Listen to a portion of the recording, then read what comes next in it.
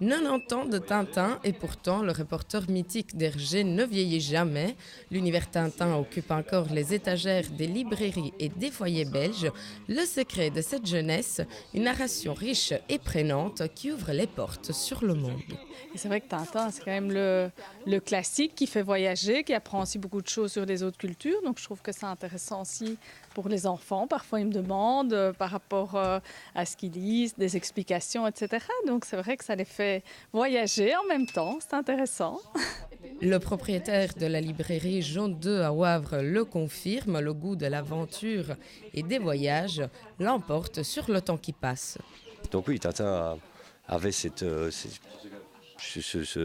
don de pouvoir donner une envie de vivre des grandes aventures avec un personnage dont finalement le dessin était si juste finalement. Et c'est cette complexité qui rend ces histoires intemporelles et adaptées aux jeunes de toute génération.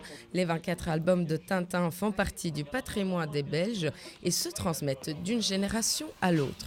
On a la collection en fait qui est là et voilà qui date et donc un jour ils ne savaient pas trop quoi lire et alors je vais essayer un peu la bande dessinée, Tintin c'est quand même les classiques, la BD belge et voilà ils ont bien accroché. Pourtant les albums de Tintin sont tellement présents dans les foyers qu'ils ne se vendent plus autant puisque la production des albums ne se renouvelle pas, ce sont plutôt les collectionneurs qui s'intéressent à ce type de produit. Les albums à l'heure actuelle continuent à se vendre, mais plutôt pour ce qui est des collectionneurs, là on va plutôt partir sur les albums qui sont faits en langue étrangère.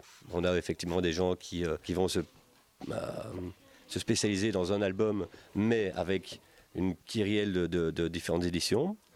Et puis, mais pour ce qui est des plus jeunes lecteurs et autres, donc c'est vrai que là, par exemple, après les fêtes, on se rend compte qu'on a vendu quelques séries de Tintin à des grands-parents qui faisaient découvrir les albums à leurs petits-enfants, mais que la plupart du temps, ces albums sont transmis de toute façon de foyer en foyer. Le marché tourne aujourd'hui autour des gadgets liés à Tintin, les figurines, les porte-clés, les jeux de société. Ils sont produits périodiquement en nombre limité et pour tous les budgets. Les statues marchent mieux que les BD simplement parce que les statues, il y a de la nouveauté. Les 24 albums de Tintin sont complets. Ceux qui collectionnent les statues ont forcément déjà les albums chez eux. Que vous aimiez les gadgets ou les dessins, le musée Hergé consacre une journée à l'anniversaire de Tintin ce dimanche. Le chef-d'œuvre d'Hergé sera mis à l'honneur, l'occasion pour le public de découvrir des planches originales en noir et blanc de l'aventure de Tintin au Congo.